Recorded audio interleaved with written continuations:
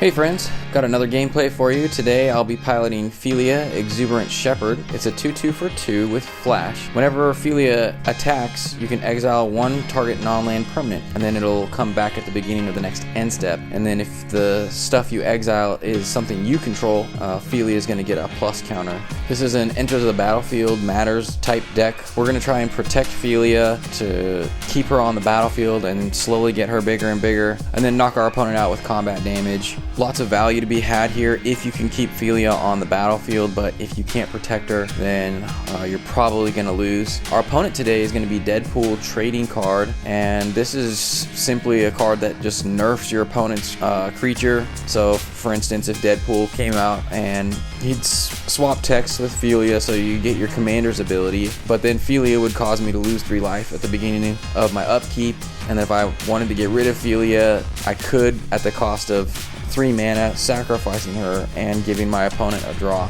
So very strong in one-on-one, but we'll see if we can't beat Deadpool. Deadpool is really running more of an aggro strategy, lots of creatures in this deck, so potential to just knock us out before we can get enough of our synergy pieces. We did win the coin toss, so we'll elect to be on the play.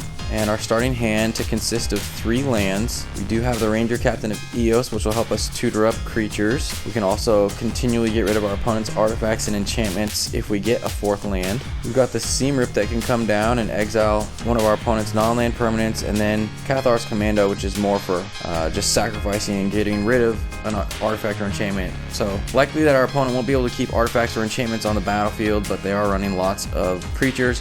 I think we go ahead and keep this hand, and we'll open with the Flagstones of Trocaire and pass to our opponent. They'll play a Badlands and then pass back to us. We'll go ahead and play a Plains, and then we can either put down Phelia or the Cathar's Commando at flash speed. So we'll go ahead and pass to our opponent. They'll get down the Den of the Bugbear. That's a land I've not seen before.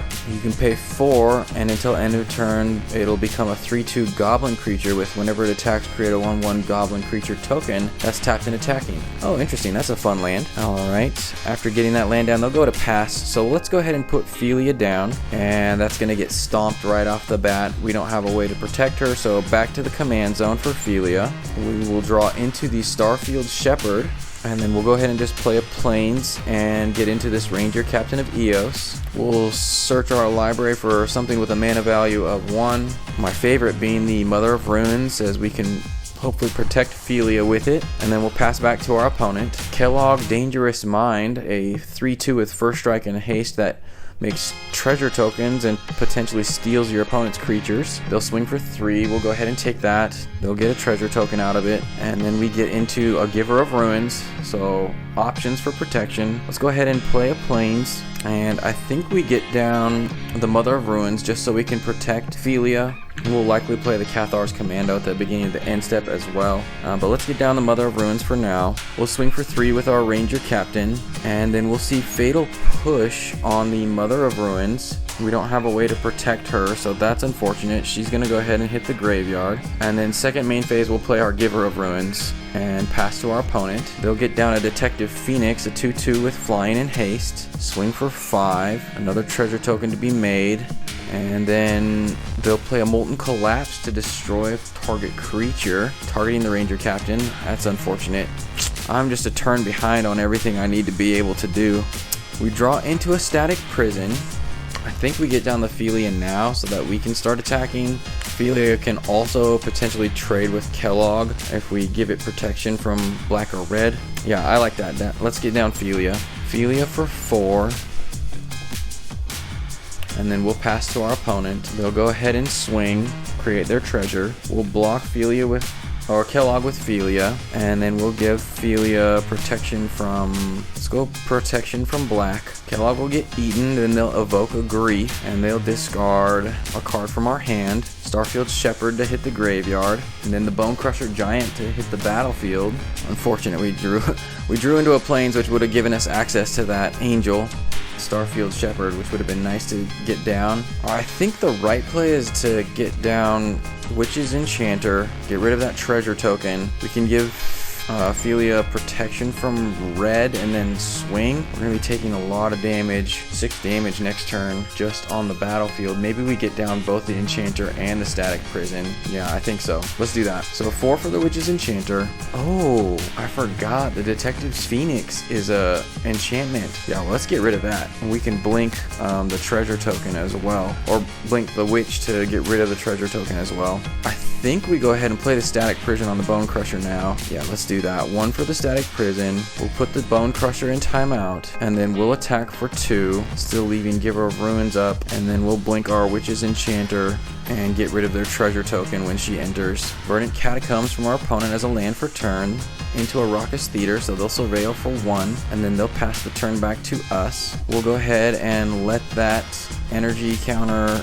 no, I don't think I do want to spend the energy, because we'll just re-blink the static prison. No, yeah, we'll use it. Yes, we'll spend the energy. Let's play a plains, and then let's go to combat. Swing with both Phelia and the witch. We'll blink the static prison just to get us more energy for if we draw into our Guide of Souls. Bone Crusher is going to block the witch, and we'll give the witch protection from white. I mistimed that. I was thinking the Bone Crusher. No, not protection from white. Oh, I misclicked. I meant protection from red. We're gonna lose this witch. Darn. Well, the prison's gonna re-enter, and we'll get to put the Bone Crusher in timeout again. Oh, I super misclicked on that one. And they're gonna make their burglar den a 3/2. I think we go ahead and flash out the Cathar Commando, and they'll choose not to attack. We'll draw into an Overlord of the Mistmoors. Don't have enough mana for it now. I could impend it for 4, but that's a long ways off.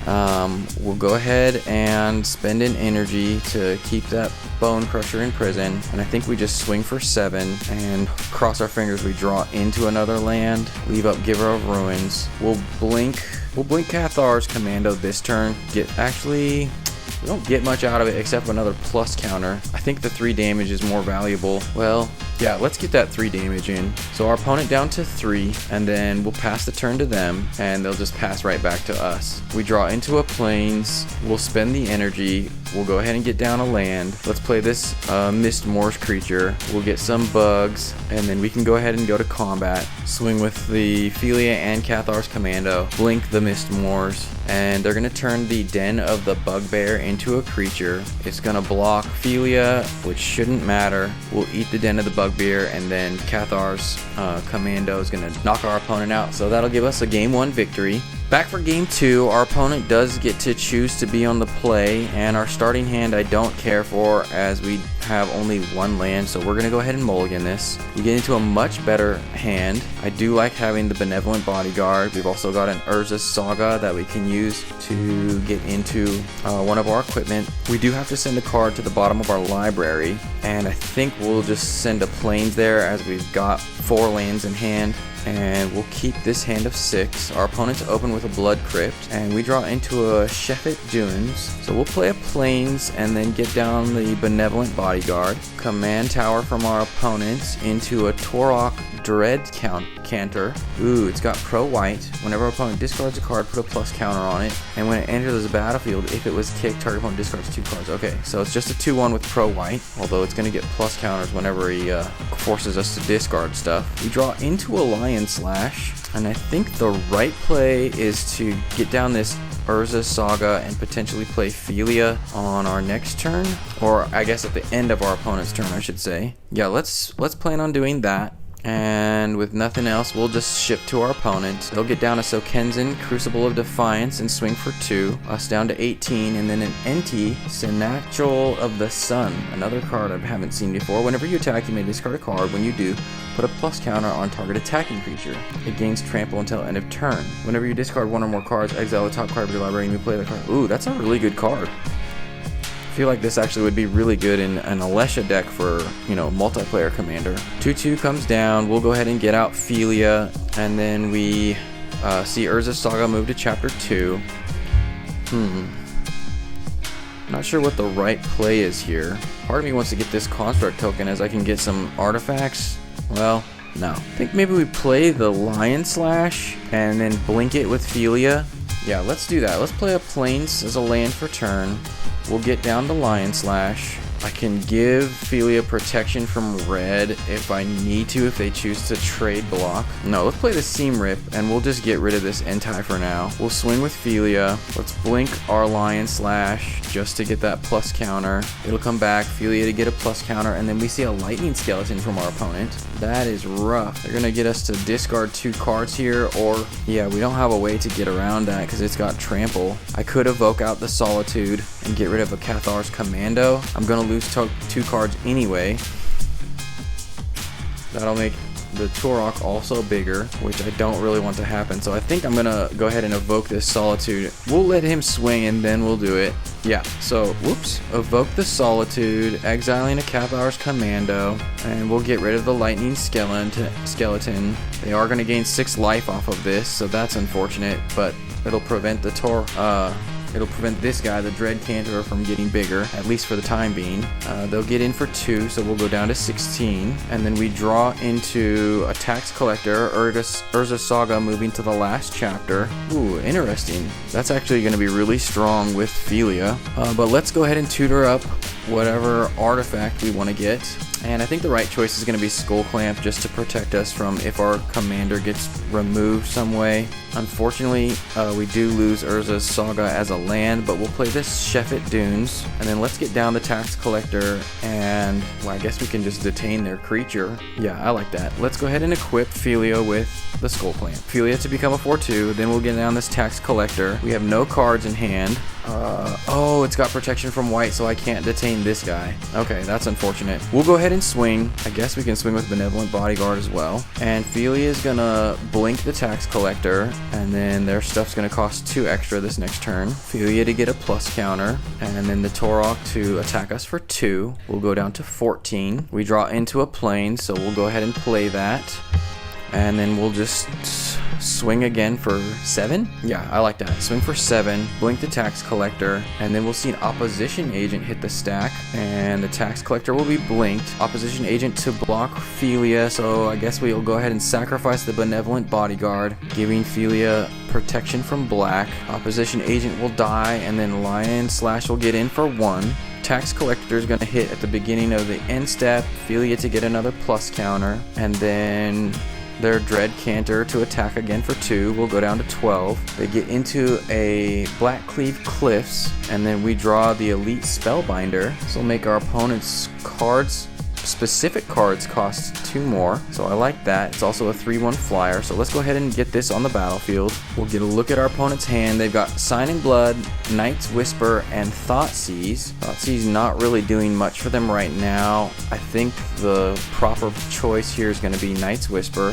Well, let's do Sign in Blood. They basically do the same thing, except for our opponent could potentially target us with it and knock us out of the game. So we'll choose Sign in Blood, and then we'll go ahead and attack for 9, and we'll blink the Elite Spellbinder again. It's going to re-enter. We'll get to target our opponent, look at their hand. I think the right choice is going to be the Night's Whisper this time. So they've got Night's Whisper and the Sign in Blood in exile. They'll choose not to attack this time with the Dread Cantor, and then they get down a Magus of the Moon, which doesn't really affect us much, and we draw into a Plains. So we'll go ahead and play the Plains. They don't have any flyers, so we're getting in for 3 at least here, and then I think we just attack with Phelia and blink the Tax Collector, get in for 3. Maybe we put the equip the Lion Slash onto Phelia just so it makes Phelia a little stronger in case they have some kind of a burn effect. Of course I have to activate it, but we'll go to combat and swing for 10, blink the Tax Collector. Our opponent to block with their pro white creature, so that's fine. He'll take 2 damage, and our opponent down to 5. Tax Collector is going to come back, and everything's going to cost an additional 1. They'll get a Mountain down and pass back to us. We draw into a Swift Reconfiguration, which I don't think is going to help us because I cannot target this guy, and this pro white is making it impossible for Phelia to get in. We can keep on swinging just so we can get in damage. I don't have any blink effects that are really helping me to super take over the game, but we do have a 2-turn clock on our opponent. As you know what? I should have equipped my Tax Collector with the Lion Sash. Oh well. Oh, you know what? I could have won this turn if I would have reconfigured the Magus of the Moon into a creature or into a vehicle and then swung with everything, because he could have only blocked 1 creature. Super messed up there. But we'll swing like this. We'll blink the Tax Collector. Phelia to get blocked by the Dread Canter. We'll get in for 3, our opponent down to 2. Tax Collector to return, and we'll make everything cost 1 more. And then our opponent to just send the turn back to us. We get down a Guide of Souls. That'll gain us a little life when we've got stuff blinking. Let's go ahead and swift reconfigure this Magus of the Moon and do what we talked about last turn. And move the Lion Sash over to our Tax Collector. And we're not going to have the mana. Oh my gosh, I misplayed that. We'll go ahead and swing with these two. We'll swing with all 3 and see how they block.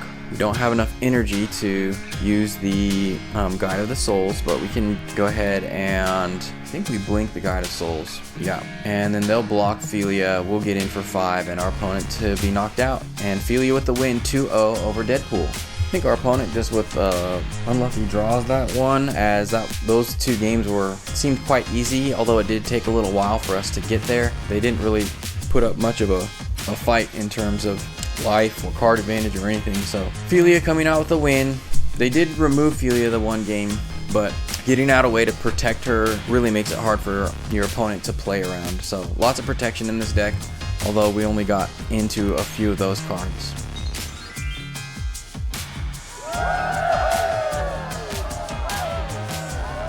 YouTube thinks you'll like the video in the top right. Otherwise, you could check out one of the playlists on the bottom. If you liked the video, consider subscribing by clicking the button in the top left. And if you want to support the channel, you can do so by giving this video a thumbs up or leaving a comment with your thoughts below. Thanks for watching and have a great day.